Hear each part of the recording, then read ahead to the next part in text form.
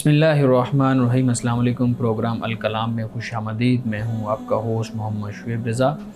नाज़रीन किराम, प्रोग्राम के पहले हिस्से में हम कुरान पाक की कुछ आयात को समझने की कोशिश करते हैं और दूसरे हिस्सा में अपने आहद के नुमाइंदा सियासी, समाजी, मजहबी मौज़ूआत पर पैदा होने वाले सवालात के जवाबात एक नए नुक्ता नज़र से जानने की कोशिश करते हैं। हस्ब साबिक हमारे साथ शरीक गुफ्तगू हैं जनाब मोहम्मद अमानत रसूल साहब। अमानत साहब, बहुत शुक्रिया आपके वक्त का। मेरी मुआवनत के लिए मौजूद हैं जनाब मैडम नौरीन साहिबा। Thank you so much ma'am. नाज़रीन किराम, आपके स्क्रीन पे हमारा व्हाट्सएप नंबर आ रहा होगा। आप अपने सवालात उस व्हाट्सएप नंबर पर भेज सकते हैं।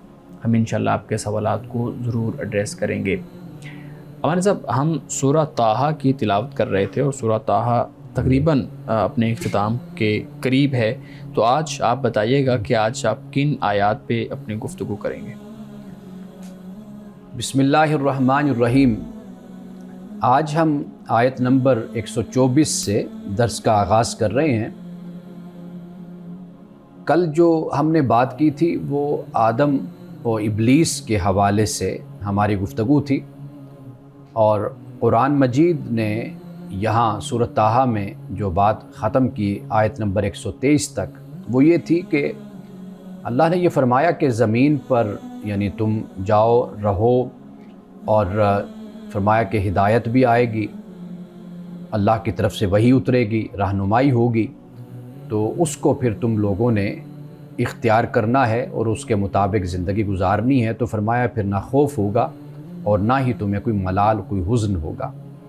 अब ये बयान करने के बाद वो ज़िक्र, वो याद दहानी, वो तज़कीर जो खुदा की तरफ से उतरी और फिर कुरान मजीद की सूरत में आखिरी मर्तबा नाजिल हुई, तो अल्लाह पाक ने इस हवाले से अब ये बयान किया कि जो इससे मुंह फेरने वाले हैं उनका मामला क्या होगा।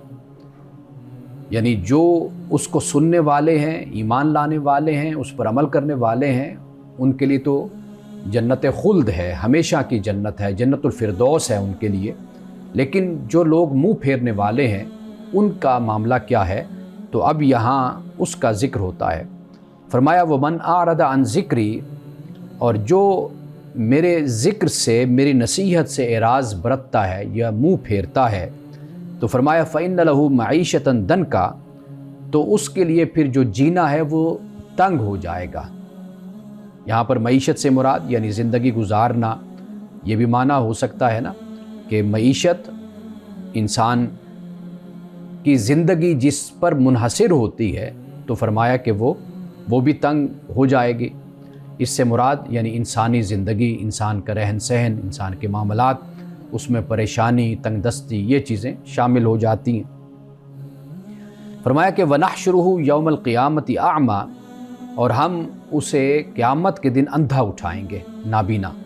क़ाल रब्बि लिमा हशरतनी आमा वक़द कुन्तु बसीरा, वो कहेगा कि ऐ मेरे रब, कि क्यों तूने मुझे यहाँ इस दुनिया में यानी आखिरत में तूने मुझे क्यों अंधा उठाया। वक़द कुन्तु बसीरा, जबकि मैं तो आँखों वाला था।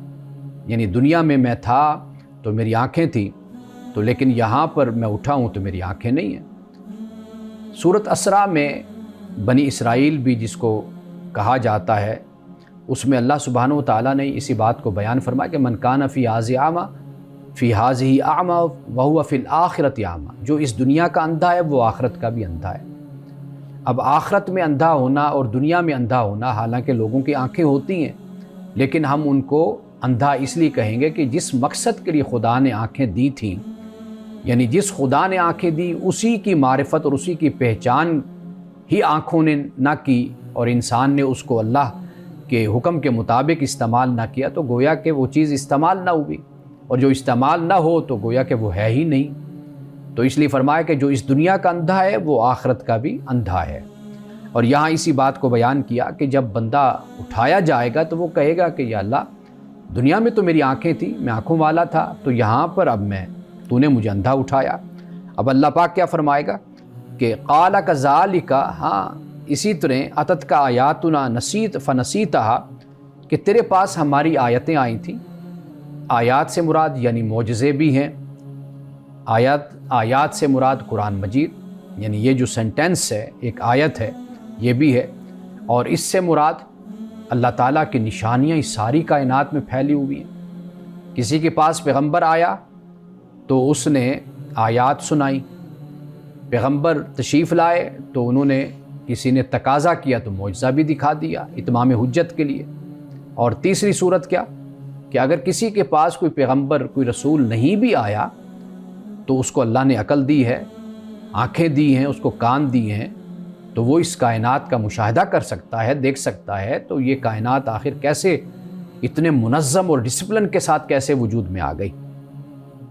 اس لیے کہ ذرہ بھر بھی اگر اس میں کوئی کام کرنے والا نہ ہو، کوئی منتظم نہ ہو اور منظم کوئی نظام چلانے والا نہ ہو تو وہ چیز بکھری ہوتی ہے۔ یہ تو اتنی بڑی کائنات کیسے وجود میں آ گئی؟ تو یہ بھی پوری کائنات اللہ کی ایک آیت، ایک نشانی ہی ہے۔ تو کہا کہ بھئی تیرے پاس ہماری آیتیں آئی تھیں، فنسیتہا، تو نے اس کو بھلا دیا۔ اب یہاں پر بھلانے کا لفظ بہت اہم ہے، اس لیے کہ جو بات انسان کے علم میں ہو تو اسی کو انسان بھولتا بھی ہے، یا تو علم میں نہ ہونا تو پھر کہا جاتا ہے کہ اس کو پتہ نہیں تھا، تو یہاں کا بھول گیا۔ تو مراد کیا ہے؟ مراد یہ ہے کہ خیر و شر کا شعور اللہ نے اپنے دین فطرت کا شعور انسان کے اندر رکھا ہے۔ انسان چاہے تو اس کو یاد بھی کرے، اور یاد کروانے کے لیے پیغمبر بھی آتے رہے، کتابیں بھی اترتی رہی، لیکن کیا ہوا کہ اس نے اس کو بھلا دیا۔ وَكَذَلِكَ الْيَوْمَ تُنسَىٰ، فرمایا اسی طرح آج تم کو بھلا دیا گیا ہے۔ وَكَذَلِكَ نَجْزِي مَنْ أَسْرَفَ، اور اسی طرح ہم جزا دیتے ہیں یا بدلہ دیں گے من اسرف، اسے کہ جو حد سے گزر گیا، ولم یؤمن بآیات ربہ، اور اپنے رب کی نشانیوں پر وہ ایمان نہیں لایا، ولعذاب الآخرۃ اشد وابقیٰ، اور آخرت کا عذاب بڑا سخت ہے اور بہت باقی رہنے والا آخرت کا عذاب ہے۔ اب یہاں پر دیکھ لیجئے کہ اللہ پاک یہ فرما رہا ہے کہ جس نے حد سے تجاوز کیا، انسان اپنی حدود میں رہے، وہ اللہ کی مخلوق ہے، اللہ نے اس کو زمین پر بھیجا ہے، اسے پیدا کیا ہے، وہ حدود آشنا رویہ اور طریقہ اس کے زندگی گزارنے کا ہونا چاہیے۔ تو فرمایا کہ حد سے بھی تجاوز کرتے ہیں اور ہماری آیات پر ایمان بھی نہیں لاتے، تو ان کے لیے پھر آخرت کا شدید عذاب ہے۔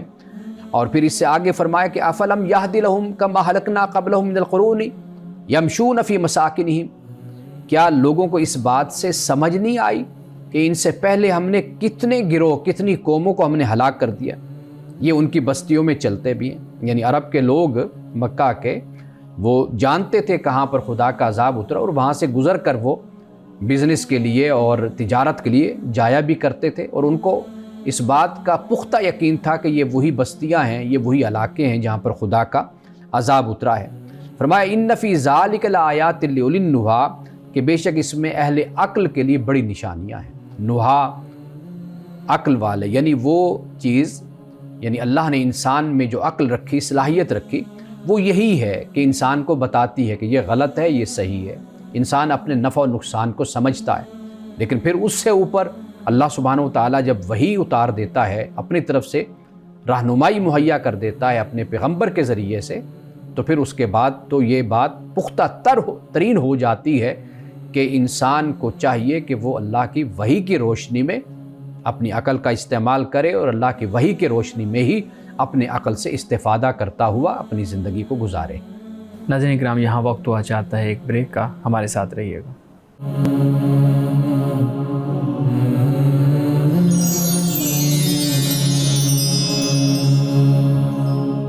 پروگرام میں ایک دفعہ پھر خوش آمدید۔ اوان صاحب بہت شکریہ، بڑی انٹرسٹنگ اور بڑی مزیدار آیت آپ نے تلاوت کی کہ جو خدا کے ذکر سے اعراض کرے گا پھر اس کی جو معیشت ہے وہ تنگ کر دی جائے گی۔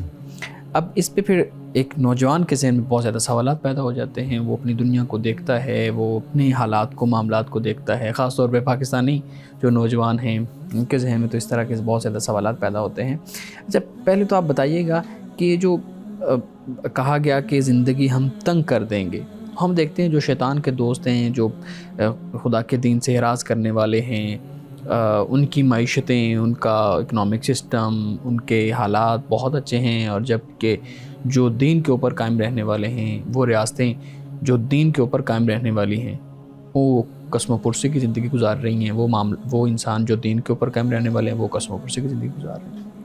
اچھا، یہ بڑی عجیب سی بات ہے کہ وہ دین پر قائم رہنے والے ہیں، پھر وہ قسمہ پرسی کی زندگی گزار رہے ہیں. ہم دیکھتے ہیں نا، یعنی کون دین پر، اگر ہم خدا سے ہم نے عہد کیا جس طرح قوم بنی اسرائیل نے عہد کیا تھا، ہم نے بھی اللہ سے عہد کیا کہ ہم تیری توحید کو مانتے ہیں، تیرے پیغمبر صلی اللہ علیہ وسلم پر ہم ایمان لائے ہیں، اور یہ کتاب ہے جو تو نے ہم کو عطا کی ہے. یہ سارا عہد ہم نے اپنے رب سے کیا. اور کیا ہم اپنے دین پر قائم رہے؟ معاشرتی طور پر اگر دیکھا جائے، اجتماعی طور پر مسلمان قوم کو دیکھا جائے تو کہ ہم کہاں تک اس دین پر قائم رہے ہیں، سوائے اس کے کہ ہم نے زبانی جمع خرچ تو رکھا، لیکن اس دین کی پیروکاری کہاں ہمارے اندر ہے؟ رسول اللہ صلی اللہ علیہ وسلم کی اتباع اور اطاعت، اس کا لیول اور اس کی سطح وہ ہمارے اندر کہاں پائی جاتی ہے؟ یعنی آپ دونوں طرف فیصلہ فوری طور پر دے دیتے ہیں کہ ایک طرف مسلمان ہیں، آپ ہیں، ہم تو دین کے بہت ہی پیروکار ہیں اور دین کی پیروی اور اتباع کر رہے ہیں، اور لیکن اس کے باوجود بھی ہمارے حالات نہیں بدلے، ہم اور زیادہ پستی کی طرف جا رہے ہیں مالی لحاظ سے، مادی لحاظ سے. دوسری قوم بالکل ہی ظالم اور جابر اور فاسق اور فاجر بنی ہوئی ہے، اور وہ پھر بھی دنیا میں ترقی کر رہے ہیں. یہ جو میرا خیال ہے تجزیہ ہمیں اس پر غور ہمیں کرنا ہوگا. ایک تو یہ بات ہو گئی. دوسری بات یہ ہے کہ یہاں پر جو ذکر ہے نا، اگر تھوڑا سا آپ اس پر غور کریں گے نا، یہ جو یاد دہانی جس کو کہتے ہیں، اگر انسان اس کو یاد رکھے، اللہ کی طرف سے ایک نصیحت ہے، آپ جب اپنی جڑ سے، اپنی بنیاد سے اپنے تعلق کو جوڑے رکھتے ہیں تو آپ بہت ہی سکھی اور بہت ہی اچھی زندگی گزارتے ہیں. ہم سب کی جو بنیاد ہے، جو جڑ ہے، وہ خدا کا دین ہے یا خدا کی ذات ہے، اللہ کی توحید ہے، آخرت ہے. انسان جب اس کے ساتھ رابطہ اور تعلق رکھتا ہے اور یہ یاد رکھتا ہے، اس کا جو نتیجہ نکلتا ہے وہ انسان کے کردار پر، انسان کے اخلاق پر اس کے اثرات نظر آتے ہیں. ایک شخص ہے کہ جو بے مہار بن کر رہے، زندگی گزارے. آپ اونٹ کو چھوڑ دیں، آپ گھوڑے کو چھوڑ دیں، آپ شیر کو چھوڑ دیں، آپ دیکھیں کہ وہ کس طرح تہس نہس کر کے رکھ دے گا، تباہی بربادی لے آئے گا معاشرے کو. بے شک اس معاشرے میں آپ کو معاشی خوشحالی بھی نظر آئے، آپ کو سب کچھ نظر آئے، لیکن آپ دیکھیں گے کہ سکون نام کی کوئی چیز نہیں ہوگی. اب دنیا میں وہ ممالک جو بہت ہی خوشحال ہیں، اگر آپ ان کو اٹھا کر دیکھ لیں، وہاں پر خودکشیاں سب سے زیادہ ہوتی ہیں، سیوسائڈ زیادہ کرتے ہیں لوگ، حالانکہ بڑے خوشحال لوگ ہیں، پیسہ ہے، دولت ہے، فراوانی ہے ہر شخص کے حصے میں. یعنی وہ میں پڑھ رہا تھا کہ ایک بچہ جو ہے نا، اس کے حصے میں 250-300 کھلونے آتے ہیں وہاں پر، اس ریاست میں، لیکن وہاں پر خودکشیاں سب سے زیادہ ہیں. تو کہنے کا مقصد یہ ہے کہ جب اللہ یہ کہتے ہیں نا کہ من اراد عن ذکری، میری یاد دہانی سے، میری نصیحت سے جو منہ پھیرتا ہے اس کی زندگی تنگ ہوتی ہے. وہ یہ ہوتا ہے کہ انسان جب اپنی جڑ سے ہی کٹ جائے، اس کی جڑ کیا ہے؟ وہ خدا ہے، خالق ہے، وہ آخرت ہے، وہ دین ہے. آپ دیکھیے کہ اسی تصور کی بنیاد پر معاشرے میں عدل و انصاف بھی قائم رہتا ہے. جب آپ سے مجھ سے کوئی پوچھنے والا ہی نہیں ہے دنیا میں ہی، اگر تصور کر لیں تو آپ دیکھ لیجئے کہ کیسے تباہی آتی ہے، کیسے انسان ظالم اور فرعون اور جابر بن جاتا ہے. اسی طرح جب ایک مسلمان ہے، مومن ہے، سچا مسلمان اور مومن، جب وہ مانتا ہے، پھر آخرت کے ساتھ اپنی بنیاد سے جڑا رہتا ہے، تو واضح بات ہے کہ اس کی زندگی میں پھر یہ جو جور، یہ ظلم اور یہ زیادتیاں پھر نہیں ہوتی. تو وہ ایک امن سکون کی اور ایک اچھی زندگی، اسی کو قرآن بیان کر رہا ہے. میں یہ بات اسی بات سے کہ ہمارے ایمان کے حالات تو یہ ہیں کہ ہم کرتے ہیں کمپیریزن اپنا، یعنی میں پاکستان کی بہاف پہ بات کر رہی ہوں کہ ہمارے پاکستانی آن لائن بزنس جیسے باقی دنیا کر رہے ہیں. ہمارے ایمان کے حالات تو یہ ہے کہ بھی ہماری نہ پرائس کوئی کوالٹی ہے، کوئی یعنی کوئی اس پہ کوئی کنٹرول ہے، اور نہ کوالٹی کی جو ان سی ہے ہم بات کر سکتے ہیں. منافع خوری ہے تو اس کی کوئی حد نہیں ہے. آپ یہ تو دیکھیں نا کہ بھی ہم فالوورز ہیں نبی صلی اللہ علیہ وآلہ وسلم کے، کتاب ہمارے پاس ہدایت کی ہے، اللہ کے ساتھ ہمارا رشتہ کتنا مضبوط ہے. ہم پھر مقابلے تو کرتے ہیں جی، دنیا کے ساتھ ہم چلنے کی کوششیں کر رہے ہیں، ان کے ہاں دیکھیں کوالٹی اور چیز کی قیمت. ہمارے ہمارے سب کوئی منافع خوری کی میں بلکہ چاہوں گی کہ اس پہ آپ گائیڈ کریں کہ جو لوگ آن لائن بزنس کر رہے ہیں یا शॉप्स पे भी कर रहे हैं, मुनाफाखोरी की भी कोई हद है या जिसका दिल जो जितना चाहे वो मुनाफा ले सकता है? अच्छा, यहाँ पे एक चीज़ जो आपने जिस तरह तवज्जो दिलाई है कि वहाँ पे अखलाकी अक़दार की पासदारी की जाती है, ये सारी चीज़ें अखलाकी अक़दार में आती हैं, लेकिन यहाँ पे वही बात है कि अल्लाह, वो ईमान तो उनके पास नहीं है, वो मईशतें हम देखते हैं कि वहाँ पे कत्ल व गारत भी होती है, आपने कहा खुद कहा कत्ल व गारत भी होती है, वो दूसरों की मामलात में मुदाखलत भी करते हैं, हम देखते हैं इंटरनेशनल लेवल पे ये सारी चीज़ें होती हैं, जानें भी लोगों की लेते हैं, लेकिन उसके बावजूद ना उनके पास ईमान है, ना उनके पास ये सारी चीज़ें हैं, उसके बावजूद उनकी ये सारी जो एक मईशत है वो उनके हाथ में है और वो सारी दुनिया को कंट्रोल कर रहे हैं। उन लोगों को भी कंट्रोल कर रहे हैं जो अखलाकी तौर पे अपने आप को बेहतर समझते हैं, उन लोगों को भी कंट्रोल कर रहे हैं जो ईमानी तौर पे अपने आप को बेहतर समझते हैं। देखिए, कुछ उसूल ऐसे हैं कि जो कॉमन हैं, इज्तिमाई उसूल हैं। अल्लाह सुब्हानहु व तआला ने कुरान मजीद में और हमें अंबिया अलैहिस्सलाम की तालीमात में हमें ये बात बिल्कुल वाज़ेह तौर पर मिलती है कि आप मानने वाले हैं और आपने फिर वो दिया हुआ जो पूरा एक लाए अमल है, एक दीन है, आपने उसको भी इख्तियार करना है। मानना सिर्फ काफ़ी नहीं होता, दाखिला लेना काफ़ी नहीं होता, स्कूल में, कॉलेज में, यूनिवर्सिटी में आपने आगे पढ़ना भी होता है, उसके कुछ रूल्स रेगुलेशंस होते हैं, आपने उनको फॉलो भी करना होता है, आपने उस मेयार पर भी पूरा उतरना होता है, फिर ही आप कामयाब होकर ज़िंदगी गुजारते हैं और फिर आगे बढ़ते हैं, तरक्की करते हैं। हम ये समझ लेते हैं कि शायद अगर हम ख़ुद को मुसलमान कहेंगे, मोमिन कहेंगे, तो ये सर्टिफिकेट होगा इस बात का कि अब खुदा हम पर अपनी नेमतों को निछावर कर देगा, बाकी बातें बाद में होंगी। पहले चूँकि अब हमने एहसान नौज़बिल्ला कर दिया, जैसे वो सूरतुल हुजरात में है कि वो जो आराबी थे वो आकर रसूलुल्लाह सल्लल्लाहु अलैहि वसल्लम से कहते थे कि भाई हमने एहसान किया है कि हम ईमान लाए, तो कहा कि कुल ला तुमुन्नु अलैया इस्लामकुम बलिल्लाहु यमुन्नु अलैकुम अन हदाकुम, कि तुमने नहीं एहसान किया कि तुम इस्लाम तुमने कबूल कर लिया, बल्कि खुदा ने तुम पर एहसान किया कि तुम्हें हिदायत दी। हमारा मामला ये कि हम ये समझते हैं मुसलमान मोमिन हो गए तो लिहाजा अब खुदा की तरफ से अब बारिश होनी चाहिए हम पर इनामात की, तो ये नहीं है मामला। ये खाम ख्याली क्यों है हमारे यहाँ ये वाली कि हम चूँकि ईमान वाले हैं, हम चूँकि मुसलमान हैं, तो अब जो खुशहाली है वो अल्लाह रब्बुल इज़्ज़त की तरफ से हम पे आएगी, हुक्मरानी का हक़ हमारे पास है, दुनिया को लीड करने का जो एक हक़ है वो अल्लाह ताला ने हमें दे दिया है, सियासी निज़ाम जो दुनिया में चलेगा वो भी हक़ अल्लाह ताला ने हमें दे दिया। ये जो खाम ख्याली है ये क्यों है? अच्छा, एक तो ये वजह होती है कि एक कौम वक्त गुजारती है उरूज का, अमीराना ठाठ बाट वक्त गुजारती है। अब जब बाद में वो सब कुछ छिन जाता है ना, उसके छिनने के बाद ये जो एक सोच पैदा होती है कि जिसे वो कहते हैं कि पिदरम सुल्तान बूद, कि मेरा बाप जो उनसा था वो बादशाह था, ये एक अपना एक नशा होता है, एक अपनी सुपीरियरिटी का एक कॉम्प्लेक्स जो होता है, ये कौमें उसमें मुब्तला होती हैं। एक तो ये चीज़ है।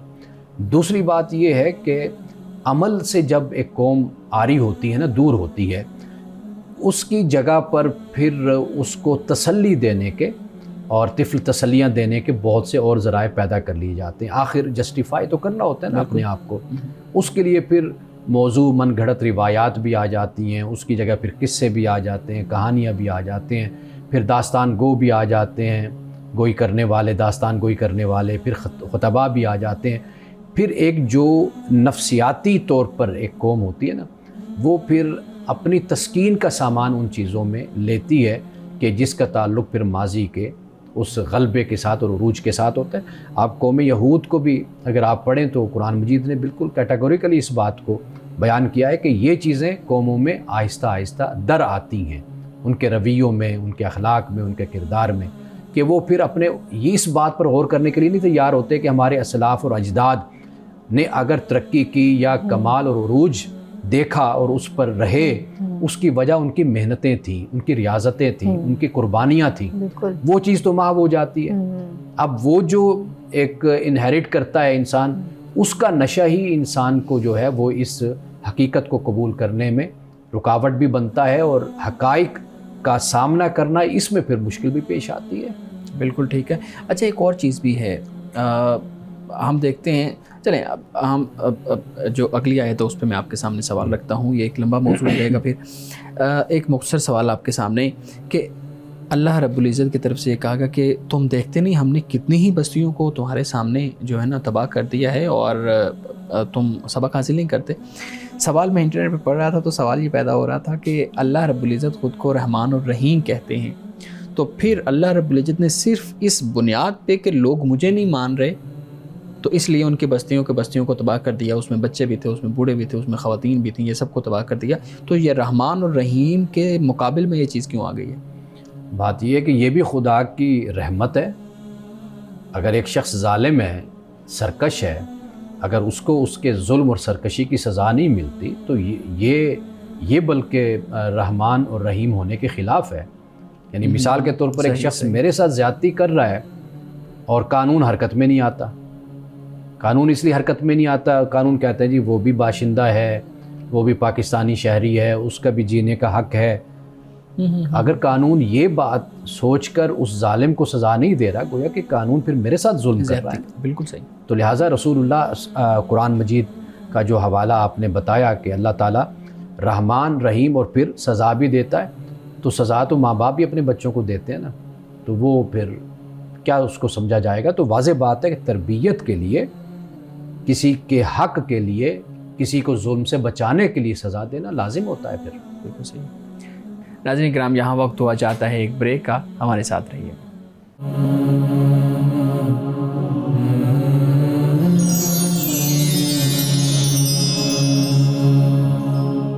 پروگرام میں ایک دفعہ پھر خوش آمدید. ابان صاحب، ہمارے ناظرین کے سوالات بھی ہوتے ہیں، ہم کوشش کرتے ہیں کہ ہر پروگرام میں ناظرین کے سوالات کو آپ کے سامنے رکھا جائے.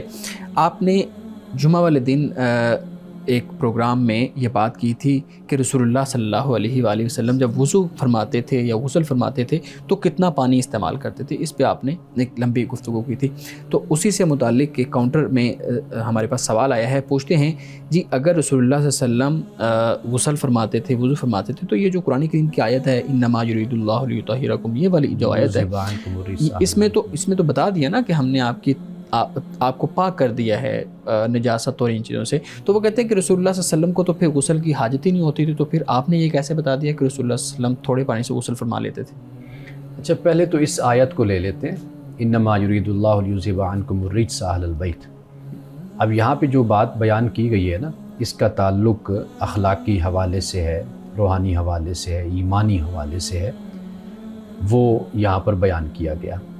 سورۃ الاحزاب میں یہ جو مقام ہے، یہ پہلے تو اس کے مخاطب ازواج مطہرات ہیں، اور واضح بات ہے کہ اہل البیت میں پھر گھر والے ہوتے ہیں، اولاد بھی شامل ہوتی ہے، آل بھی شامل ہوتی ہے. تو لیکن یہ ہے کہ یہاں پر جو بیان کیا گیا وہ یہ کہ اس سے پہلے جو فرمایا وَمَن يَقْنُتْ مِنكُنَّ لِلَّهِ وَرَسُولِهِ، اس کو پڑھتے جائیے. یہی شروع ہے نا، 22واں پارہ یہ، اس کو آپ پڑھتے جائیے.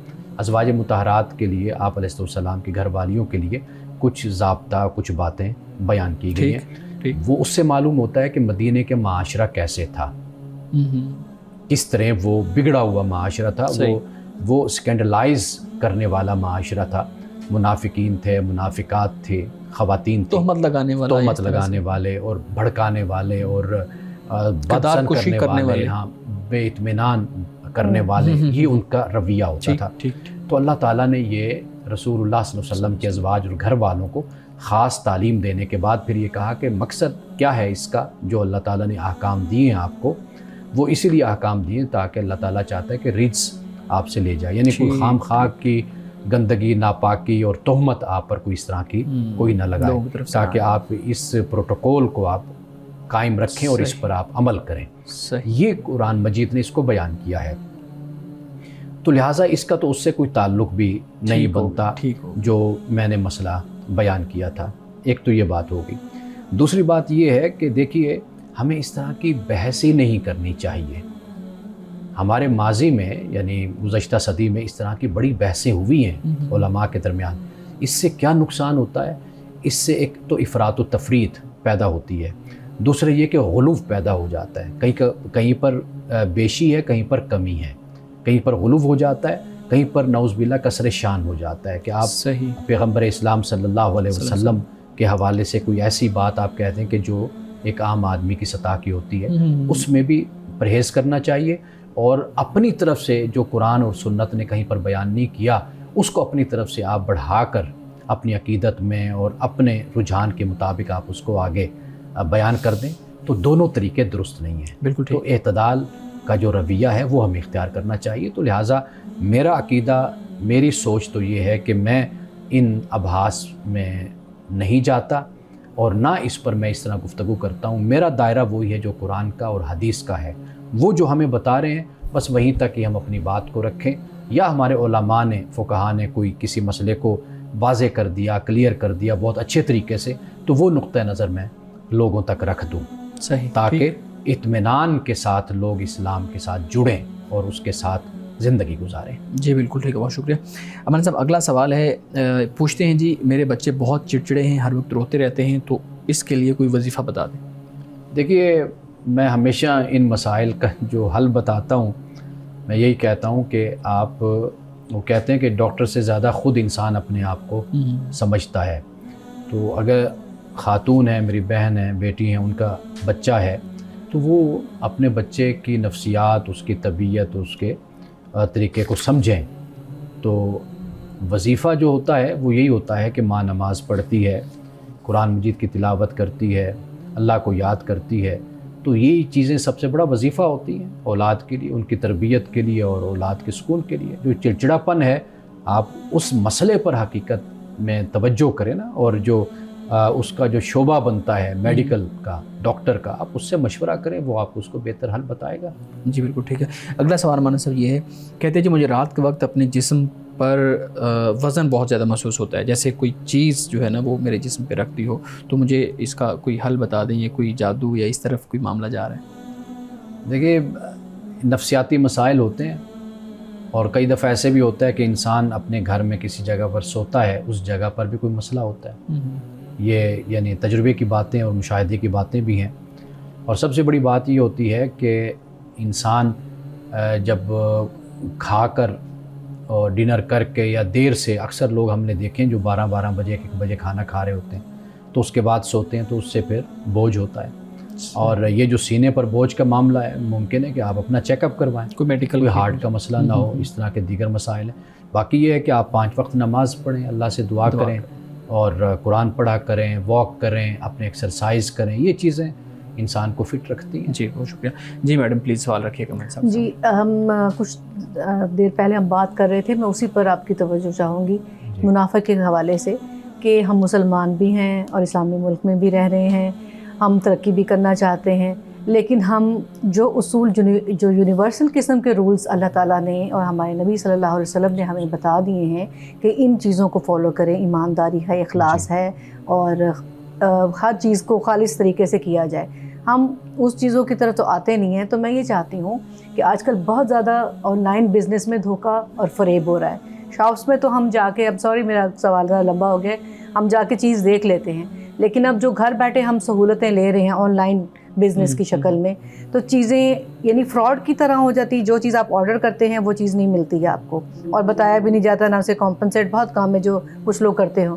تو منافع کی طرف پہلے تو آپ بتائیے کہ جیسے کہ آپ نے پہلے بھی کہا کہ ہر ایک کے لیے اجر و ثواب کا باعث اس کا وہ کام ہی بن جاتا ہے. جیسے ایک طالب علم ہے، اب ایک تاجر ہے، چاہے وہ خاتون ہے یا مرد ہے، تو وہ جب یہ کاروبار کر رہا ہے اس کے لیے یہ باعث اجر بھی بن سکتا ہے. منافع کی کیا شرح ہونی چاہیے؟ دیکھیے پہلی بات یہ ہے کہ ایسے لوگوں کو جو بے ایمانی کرنے والے ہوتے ہیں نا، ان کو خود ہی سزا ملتی ہے اپنے اعمال کی. کسٹمر ٹوٹتے ہیں، کلائنٹ چھوڑ جاتے ہیں، بدنامی ہوتی ہے، آن لائن ہو یا جیسا بھی ہو. ہم نے دیکھا ہے کہ جو چھوٹی سی دکان بھی کھول کر بیٹھا ہے لیکن اچھا انسان ہے، اخلاق میں ایماندار ہے، اور اپنی چیز جو کہتا ہے وہی بیچتا ہے، تو ہم نے دیکھا اس کے پاس راشی ختم نہیں ہوتا. اسی طرح آن لائن معاملہ ہے کہ خود انسان کے جو کرتوت ہوتے ہیں وہ اس کو سزا دیتے ہیں. جہاں تک منافع کی بات ہے، شریعت نے کوئی اس کا تعین نہیں کیا، یہ اپنے حالات، اپنے ماحول کے مطابق انسان مقرر کرتا ہے. یعنی مثال کے طور پر دیکھیے، ایک شخص ہے کہ وہ دکان کھول کر بیٹھا ہے، اس نے دکان کرائے کی ہے، وہ بھی اس نے کرایہ دینا ہے، بجلی کا بل بھی اس نے دینا ہے، گیس کا بل بھی دینا ہے، پانی کا بھی دینا ہے، اور اس کے علاوہ 2 4 5 ورکر رکھے ہوں گے تو ان کا بھی معاملات ہوں گے، تو وہ واضح بات ہے کہ وہ بھی 2 پیسے کمانے کے لیے بیٹھا ہوا ہے، جی جی، تو لہٰذا وہ ایمانداری کے ساتھ اپنے سارے معاملات کو دیکھ کر، اخراجات کو دیکھ کر پھر کچھ منافع جو وہ مقرر کرنا چاہتا ہے اپنی محنت کے لحاظ سے، سرمایہ کے لحاظ سے، تو وہ اس کو مقرر کر سکتا ہے۔ صحیح۔ شریعت کی بات اگر آپ اس پہ غور ہم کریں نا تو ہمیں بات سمجھ بھی آتی ہے کہ اس کا تعین کیا بھی نہیں جا سکتا، یہ انسانی عقل پر اور انسانی سوچ پر، انسانی ضمیر پر اس کو چھوڑ دیا گیا کہ وہ اس کے مطابق فیصلہ کر لے۔ ٹھیک ٹھیک ٹھیک ٹھیک ٹھیک۔ ناظرین کرام، یہاں وقت ہوا چاہتا ہے ایک بریک کا، ہمارے ساتھ رہیے گا۔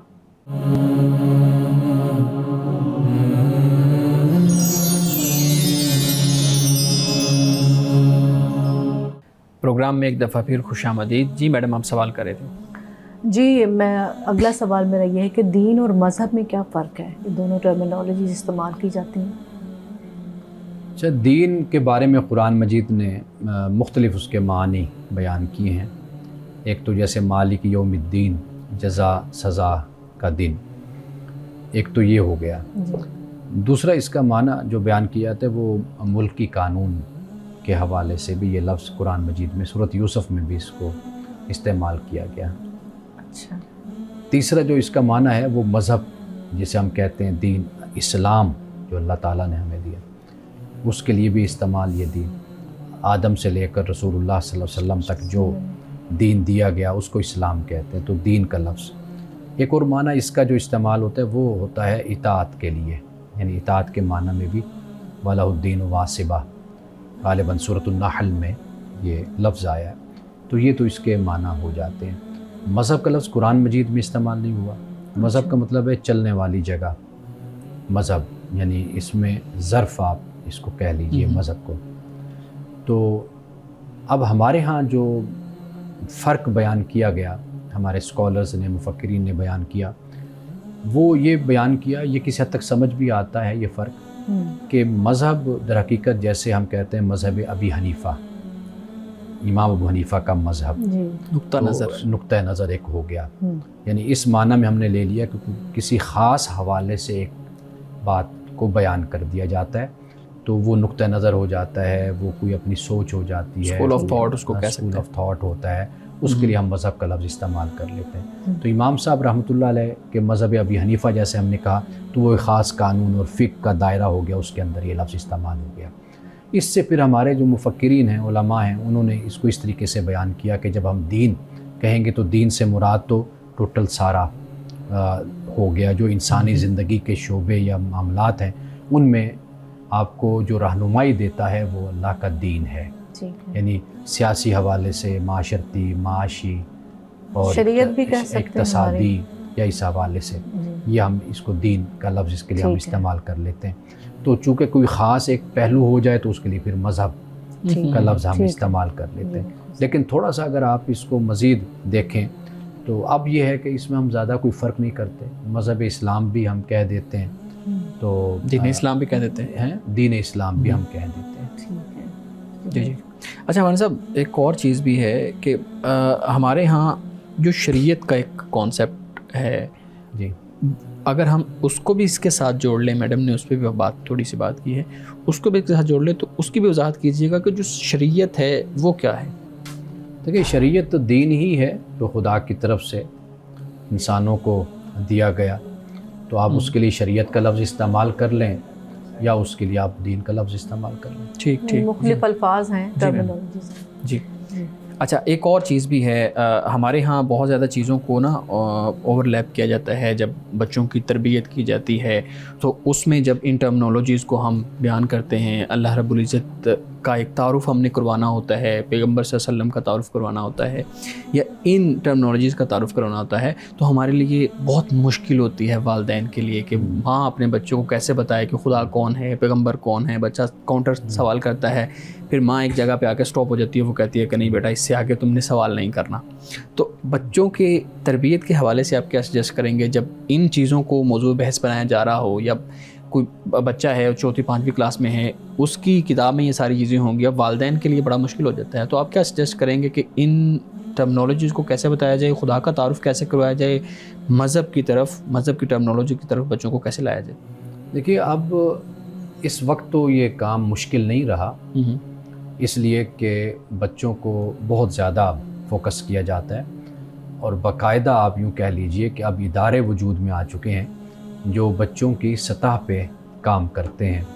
اب وہ کام صرف ریٹن کی صورت میں نہیں ہے، اب ویڈیو کی صورت میں بھی وہ موجود ہیں کہ جو بچوں کو سمجھایا اور بتایا جا سکتا ہے۔